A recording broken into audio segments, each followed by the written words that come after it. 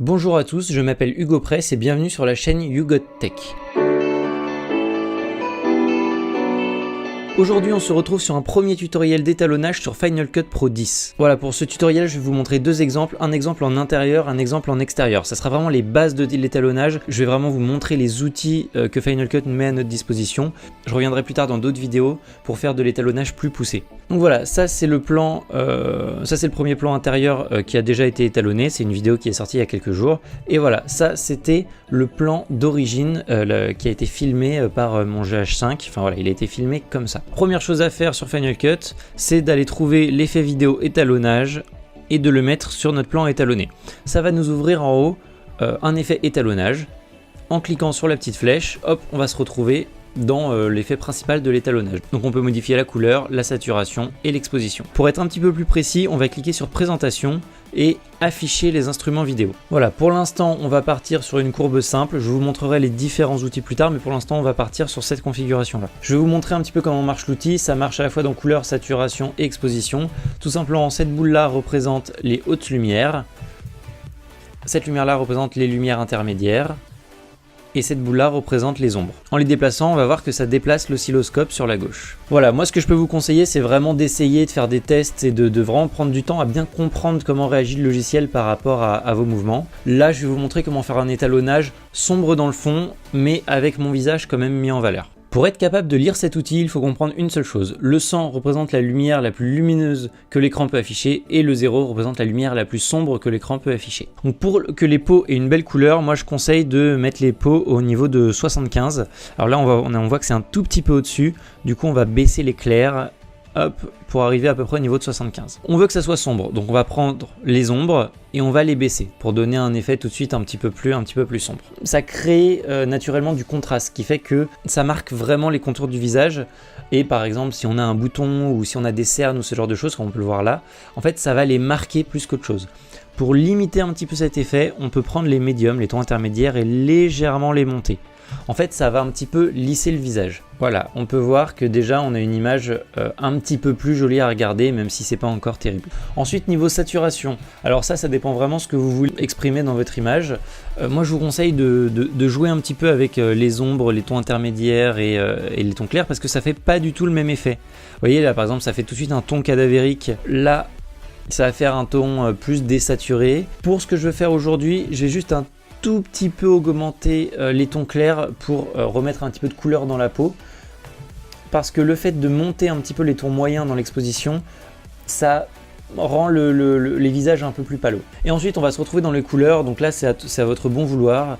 Voilà, vous pouvez faire des trucs un peu Matrix, voilà, vous pouvez vous amuser à rajouter un petit peu de couleur dans la peau pour que ça soit un petit peu plus, voilà, un petit peu plus chatoyant, pour avoir une meilleure mine, on va dire. Ensuite, les bleus, voilà, on peut les monter un petit peu pour faire un effet un peu sombre. Moi, c'est l'effet c'est plus ou moins l'effet que j'avais fait dans ma vidéo. Autre chose que je peux vous montrer d'intéressante, si on clique sur étalonnage en haut, on peut voir ajouter une correction. Et ça, c'est assez intéressant. Parce que ça fait qu'il y a l'étalonnage 1, qui est l'étalonnage qu'on a fait jusque-là, et étalonnage 2. Et nous, ce qu'on veut, c'est renforcer cet effet sombre autour de moi, et il y a seulement moi qui suis éclairé. Donc, il y a différents outils que je vais vous montrer au fur et à mesure, mais le premier outil qu'on va voir, c'est le masque de forme, qui permet d'étalonner uniquement une zone. Donc, moi, je veux que mon visage reste lumineux, donc je vais, hop, plus ou moins m'entourer. Le cercle du centre, c'est vraiment là où l'étalonnage va être fait, et le deuxième cercle autour, en fait, c'est un dégradé. Donc nous, on va faire un dégradé jusqu'à l'extérieur. On peut soit étalonner l'intérieur du masque, soit étalonner l'extérieur du masque. Donc nous, ce qui nous intéresse là, pour le coup, c'est l'extérieur. Et on va, hop, assombrir l'extérieur. Et donc comme vous pouvez le voir, maintenant, par rapport à l'image d'origine, on a quelque chose quand même de beaucoup plus joli à regarder, qui a tout de suite une ambiance un petit peu plus marquée. On se retrouve sur un deuxième plan qui a été filmé en extérieur par un temps plutôt nuageux. C'est tout simplement une famille de canards, je pense, qui nagent. Voilà, c'est absolument adorable. L'image telle qu'elle est quand même assez fade. L'idée va être de faire l'inverse de ce qu'on a fait tout à l'heure, c'est-à-dire rendre l'image beaucoup plus lumineuse et beaucoup plus saturée, beaucoup plus agréable à regarder. Donc premièrement, on met l'effet étalonnage, on rentre dans l'étalonnage, et là déjà on va remarquer une courbe totalement différente de tout à l'heure. Donc on a 3 pics vers le bas qui représentent plus ou moins les 3 canards, et sinon tout est à peu près de la même couleur. Une des premières choses à faire va être de rapprocher les ombres de 0 et les hautes lumières qu'on peut voir par là de 100. On passe en saturation. Alors le plus simple, vu qu'on veut que ça soit beaucoup plus joli, ça serait de prendre le global et de le monter. Moi je préfère faire un peu différemment. Je préfère monter un petit peu le global, un petit peu les tons intermédiaires et beaucoup les tons clairs.